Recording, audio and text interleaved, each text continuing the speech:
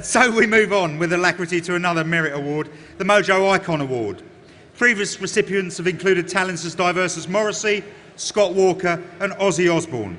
And this year's recipient is an equally potent force that has influenced everyone from the Beatles to Bruce Springsteen. In a career that stems back to 1954 and his partnership with the great Lee Hazelwood, this man has gone from outselling Elvis to topping Rolling Stone's dance music chart in the summer of 1986.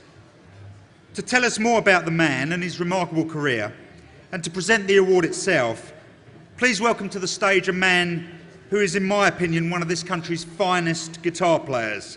He cut his teeth in Bebop Deluxe, releasing seminal albums, Axe Victim, Futurama, Sunburnt Finished, before moving on to Red Noise.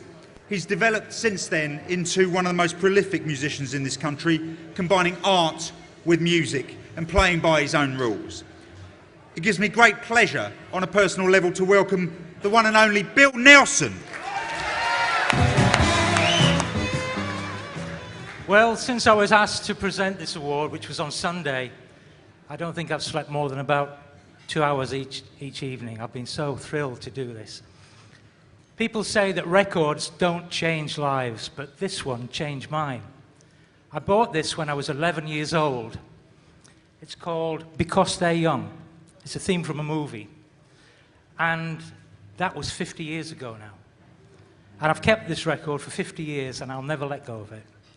And what this did to me was the sound of the guitar on this record lit a fire that still burns today. The man that played that guitar is here tonight, and I've never imagined in all my life I'd get a chance to thank him for changing my life the way that he has done.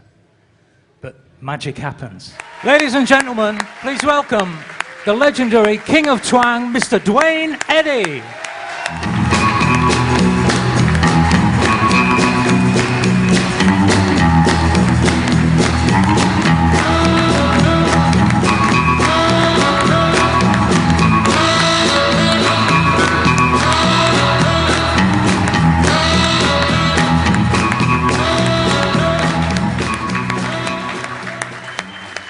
Wow. Thank you so much. I can't, you know, I was a little worried. I hate it when the applause dies out before you get to the mic. Before you get plugged in and start playing. Anyway, I'm so happy to see all your smiling faces and to be back in England. It was a very pleasant surprise for me, which I thank you for, Phil. And Graham. I first came here about, I guess 50 years ago. Doesn't matter, I'm so old, 10 years one way or the other. About 50 years ago with Bobby Darin. And we had a ball in this country, just tore it up from one end to the other, doing our shows. And I fell in love with the place, fell in love with England, fell in love with the people. And they seemed to like me pretty much too, so it was, you know, a nice experience. And I've loved it ever since.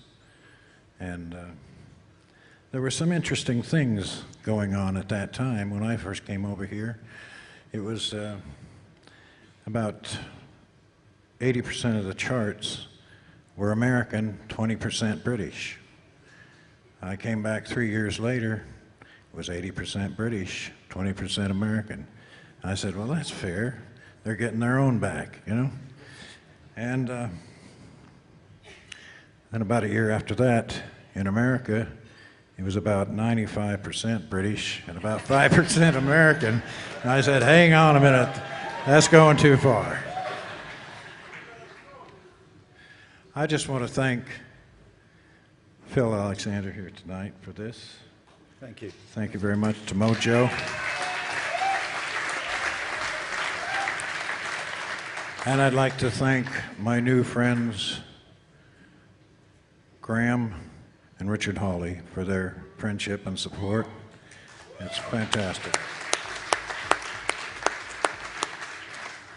And of course, I can't leave here without thanking my better half, whose support has kept me alive the last 37 years, and my wife, Deed, the love of my life.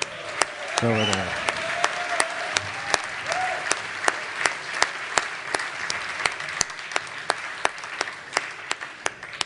That's about it. I wish my old partner Lee Hazelwood was here tonight. He was yeah. I loved him. He was a grumpy old man, but he was funny. He was very funny. And he would have enjoyed this, although he would have pretended not to probably, but I see you know him very well. Yeah, but I wish he was here to enjoy this with us. And I just thank you all for making me so welcome and making me feel so great. Thank you. Good night.